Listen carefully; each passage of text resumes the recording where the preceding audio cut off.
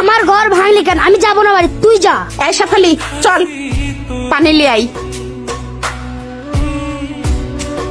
এই শেফালি ভাতগুলা তুলতো, আমি পটুকে লিয়ে আসি। আচ্ছা। পটু, ও পটু, পটু, ও পটু রে, ওই আবুল ভাই। কি হয়েছে গো পটুর মা? আমার পটুকে পদ্মাতে খাইয়ে নিয়েছে গো, শিগগিরই এসো। এই গ্রামবাসী কে কোথায় আছো?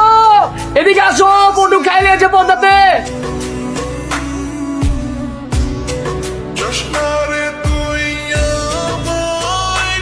এখানে আর বেশিক্ষণ থাকবেন না, বাড়ি চলেন। কেন, সমস্যা কোথায়? পদ্মা কিন্তু মানুষ খায়।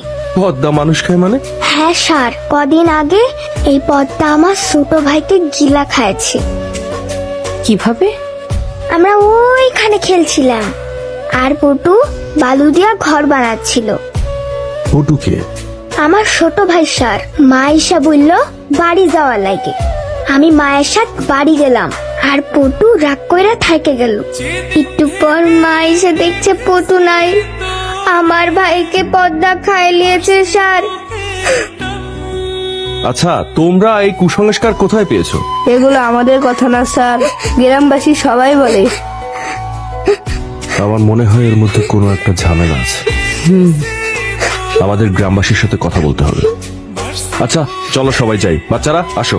মা, এবার আমাকে স্যান্ডেল কিনে দিবি? সবারই স্যান্ডেল আছে, শুধু আমার নাই। দিব হানি, সত্যি বল দিবি?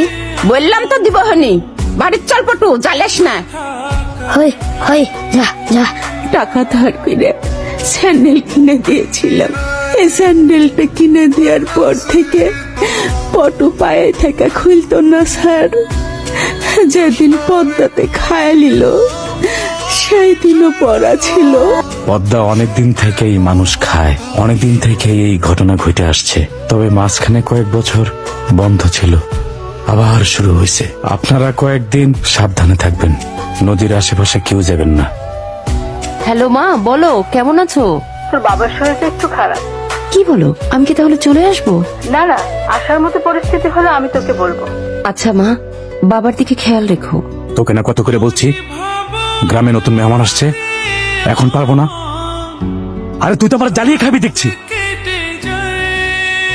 শোন, সময় হলে আমি তোকে জানাবো। আপাতত কয়দিন ফোন দিবি না। আর রাখ।